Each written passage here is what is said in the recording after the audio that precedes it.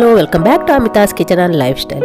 ಸ್ನೇಹಿತರೆ, ಇವತ್ತು ನಾನು ನಿಮಗೆ ತೆಂಗಿನಕಾಯಿಯಿಂದ ಯಾವ ರೀತಿ ಎಣ್ಣೆ ಮಾಡೋದು, ಹಾಗೆ ಯಾವ ರೀತಿ ತೆಂಗಿನಕಾಯಿ ಎಣ್ಣೆಯನ್ನು ಸ್ಟೋರ್ ಮಾಡಿ ಇಡೋದು ಅಂತ ನಾನು ನಿಮಗೆ ಈ ವಿಡಿಯೋದಲ್ಲಿ ತೋರಿಸ್ತಾ ಇದ್ದೇನೆ.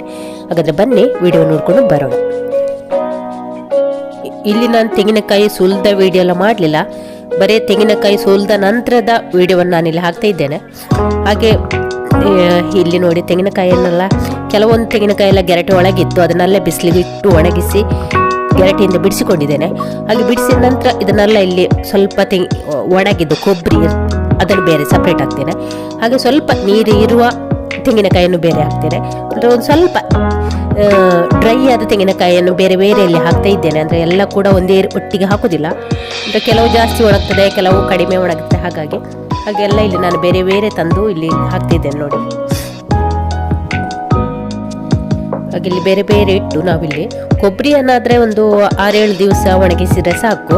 ನೀರಿದ್ದ ತೆಂಗಿನಕಾಯಿಯನ್ನು 8ರಿಂದ 10 ದಿವಸ ಒಣಗಿಸ್ಬೇಕಾಗ್ತದಂತೆ. ಅಂದರೆ ತೆಂಗಿನಕಾಯಿ ನಾವು ಹೀಗೆ ಮುರಿಯುವಾಗ ಉಂಟಲ್ಲ, ಕಟ್ಟಕ್ಕಂತ ಕಟ್ಟಾಗಬೇಕು ಆ ರೀತಿ. ಹಾಗೆ ನನಗೆ ಇಲ್ಲಿ ವಾಯ್ಸ್ ಕೂಡ ಕರೆಕ್ಟ್ ಇಲ್ಲ, ಅದು ಶೀತ ಆಗಿದೆ ಮತ್ತು ಸ್ವಲ್ಪ ಕೆಮ್ಮಲ ಇದ್ದ ಕಾರಣ ವಾಯ್ಸ್ ಕೂಡ ಕರೆಕ್ಟ್ ಇರಲ್ಲ, ಸಾರಿ. ಹಾಗೆ ನೋಡಿ, ಈಗ ಬೆಳಿಗ್ಗೆ ನಾನು ಈ ಬಿಸಿಲಿಗೆ ಇದನ್ನೆಲ್ಲ ಇಡ್ತಾ ಇದ್ದೇನೆ. ಎಲ್ಲ ಅದರ ಮುಖವನ್ನು ಮೇಲೆ ಮಾಡಿ ಇಡಬೇಕು.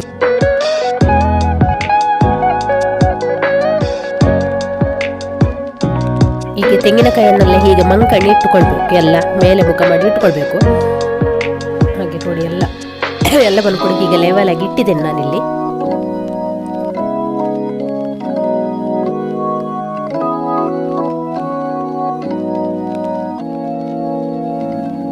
ತೆಂಗಿನಕಾಯಿಯನ್ನು ನಾನಿಲ್ಲಿ 10 ದಿವಸ ಒಣಗಿಸಿದ ನಂತರ ಬಿಸಿಲಿಂದೆಲ್ಲ ತೆಗೆದು ತೆಂಗಿನಕಾಯಲ್ಲಿ ಧೂಳೆಲ್ಲ ಅಂಟಿಕೊಂಡಿರ್ತದೆ ನೋಡಿ. ನೀರಿದ್ದ ತೆಂಗಿನಕಾಯಿಲೆಲ್ಲ ಉಂಟಲ್ಲ, ನೀರೆಲ್ಲ ಅಂಟಿಕೊಂಡಿರ್ತದೆ. ಹಾಗೆ ಅದನ್ನೆಲ್ಲ ಕ್ಲೀನ್ ಮಾಡಬೇಕು. ಆ ನಂತರ ನಾವು ಮಿಲ್ಲಿಗೆ ಕೊಡಬೇಕು. ಇಲ್ಲಾಂದರೆ ಕ್ಲೀನ್ ಮಾಡದೆ ಕೊಟ್ಟರೆ ಉಂಟಲ್ಲ, ಎಣ್ಣೆ ಪೂರ್ತಿ ಕೆಂಪಾಗಿರ್ತದೆ, ಅಂದರೆ ಕ್ಲೀನ್ ಇರುವುದಿಲ್ಲ. ಕ್ಲೀನ್ ಮಾಡಿ ತೆಂಗಿನಕಾಯಿನ ಕ್ಲೀನ್ ಮಾಡಿ ಕೊಟ್ಟರೆ ಉಂಟಲ್ಲ, ಎಣ್ಣೆ ಕೂಡ ಕ್ಲೀನಾಗಿ ನೀರಿನ ಥರ ಇರ್ತದೆ. ಹಾಗೆ ನಾನು ಇದನ್ನು ಇಲ್ಲಿ ತೆಂಗಿನಕಾಯಿನೆಲ್ಲ ಕ್ಲೀನ್ ಮಾಡಿ ಧೂಳೆಲ್ಲ ಒರೆಸಿ ಆನಂತರ ತೆಂಗಿನಕಾಯಿನ ಕಟ್ ಮಾಡಿಕೊಳ್ಬೇಕು. ದೊಡ್ಡ ತೆಂಗಿನಕಾಯಿ ಆದರೆ 4, ಸಣ್ಣ ತೆಂಗಿನಕಾಯಿ ಆದರೆ 2 ಕಟ್ ಮಾಡಿಕೊಂಡ್ರೆ ಆಯಿತು. ಹಾಗೆ ಅದನ್ನೇ ನಾನಿಲ್ಲಿ ಮಾಡ್ತಾ ಇದ್ದೇನೆ. ನಾನು ಇಲ್ಲಿ ಹೆಚ್ಚಾಗಿ ಎಲ್ಲ ಅಡಿಗೆ ಕೂಡ ಕೊಬ್ಬರಿ ಎಣ್ಣೆಯಲ್ಲೇ ಮಾಡೋದು.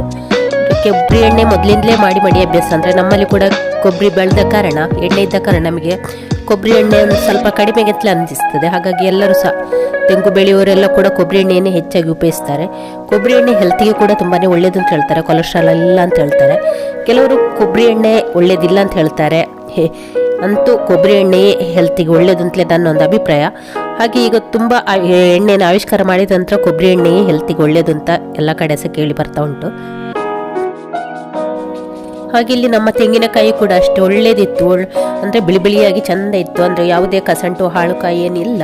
ಒಳ್ಳೆ ತೆಂಗಿನಕಾಯಿ ಇಟ್ಟರೆ ನಮಗೆ 2 ವರ್ಷದವರೆಗೂ ತೆಂಗಿನೆಣ್ಣೆ ಹೀಗೆ ಜಾಗ್ರತೆ ಮಾಡಿ ಸ್ಟೋರ್ ಮಾಡಿ ಇಟ್ಟರೆ ಏನಾಗೋದಿಲ್ಲ ಅಂತ ಹೇಳ್ತಾರೆ. ಹಾಗೆ ನೋಡಬೇಕು ನಮ್ಮ ತೆಂಗಿನೆಣ್ಣೆ ಏನಾಗ್ತದೆ ಅಂತ. ಹಾಗೆ ಇಲ್ಲಿ ತೆಂಗಿನಕಾಯಿ ಕ್ಲೀನ್ ಮಾಡಿದ ತೆಂಗಿನಕಾಯಿ ಹಾಗೆ ಕಟ್ ಮಾಡಿದ ತೆಂಗಿನಕಾಯಿನೆಲ್ಲ ಪ್ಯಾಕ್ ಮಾಡಿ ಇನ್ನು ಮಿಲ್ಲಿಗೆ ಕೊಂಡೋಗ್ಲಿಕ್ಕೆ ಉಂಟು. ಹಾಗೆ ಅದನ್ನು ನಾನು ಮತ್ತು ಶಿಶಿರ್ ಮಾಡ್ತಾ ಇದ್ದೇವೆ. ಹಾಗೆ ಮಧ್ಯಾಹ್ನ ನಮ್ಮನೆಯವರು ಇದನ್ನು ಕೊಂಡೋಗ್ತಾರೆ. ಅಂದರೆ ನಾನಲ್ಲಿ ಮಿಲ್ಲಿಗೆ ಹೋಗಿ ಬಿಡ್ತಾರೆ, ಅಲ್ಲಿ ಮಾಡ್ಬೋದು. ಅಂದರೆ ಮಿಲ್ಲಿಗೆ ಹೋಗಿ ವಿಡಿಯೋ ಮಾಡಲಿಲ್ಲ. ಮತ್ತು 1-2-3 ದಿವಸದಲ್ಲಿ ಎಣ್ಣೆಯನ್ನು ಕೊಡ್ತಾರೆ ಇವರು. ಹಾಗೆ ಕೆಜಿಗೆ 600 ಎಣ್ಣೆ ಹಾಗೆ ನಮಗೆ ಇಲ್ಲಿ ಸಿಕ್ಕಿದೆ. ಹಾಗೆ ನಾನು ಎಣ್ಣೆ ಎಲ್ಲ ಸಿಕ್ಕಿತ್ತಲ್ಲ, ಆ ಎಣ್ಣೆ ನಾನಿಲ್ಲಿ ಒಂದು ಸ್ಟೀಲ್ ಡ್ರಮ್ಮಿಗೆ ಹಾಕಿ ಬಿಸಿಲಲ್ಲಿ ಒಂದು 2 ದಿವಸ ಬಿಸಿಲಲ್ಲಿ ಹೀಗೆ ಒಂದು ಕಾಟನ್ ಬಟ್ಟೆ ಕಟ್ಟಿ ಹೀಗೆ ಒಂದು 2 ದಿವಸ ಬಿಸಿಲಲ್ಲಿ ಬಿಡ್ತೇನೆ. ಆನಂತರ ನಮಗೆ ಸ್ಟೋರ್ ಮಾಡ್ಬೋದು. 1 ವರ್ಷ 2 ವರ್ಷದವರೆಗೆ ಏನಾಗೋದಿಲ್ಲ. 2 ವರ್ಷ ಇಟ್ಟರೆ ಪುನಃ 1 ವರ್ಷ ಬಿಟ್ಟ ನಂತರ ಪುನಃ ನಾವು ಹೀಗೆ ಬಿಸಿಲಿಗೆ ಇಟ್ಟು ಸ್ವಲ್ಪ ಹೀಗೆ ಕಾಟನ್ ಬಟ್ಟೆಯನ್ನು ಮುಚ್ಚಿ ಬಿಸಿಲಿಗೆ ಇಟ್ಟರೆ ಉಂಟಲ್ಲ, ಏನಾಗೋದಿಲ್ಲ. ಒಂದು 2 ವರ್ಷ ಕೂಡ ತೆಂಗಿನ ಎಣ್ಣೆಯನ್ನು ಸ್ಟೋರ್ ಮಾಡಿ ಇಟ್ಟುಕೊಳ್ಬೋದು. ಹಾಗಾಗಿ ನಾನು ಈ ಎಣ್ಣೆಯನ್ನೆಲ್ಲ ಈ ಡ್ರಮ್ಮಿಗೆ ಹಾಕಿ ನೋಡಿ ಸ್ಟೋರ್ ಮಾಡಿ ಇಟ್ಟಿದ್ದೇನೆ. ಈಗ ಸ್ವಲ್ಪ ಚಳಿ ಇದ್ದ ಕಾರಣ ಎಣ್ಣೆ ಪೂರ್ತಿ ಕರಗಲಿಲ್ಲ, ಒಂದು ಸ್ವಲ್ಪ ಗಟ್ಟಿ ಉಂಟು ಎಣ್ಣೆ.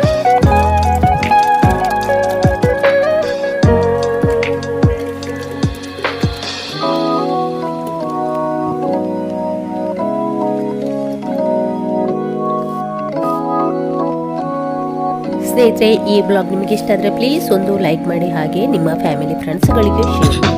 ಚಾನಲ್ಗೆ ಯಾರಾದರೂ ಹೊಸಬರು ಇದ್ದರೆ ಪ್ಲೀಸ್ ಸಬ್ಸ್ಕ್ರೈಬ್ ಮಾಡಿಕೊಂಡು ಚಾನಲನ್ನು ನೋಡಿ.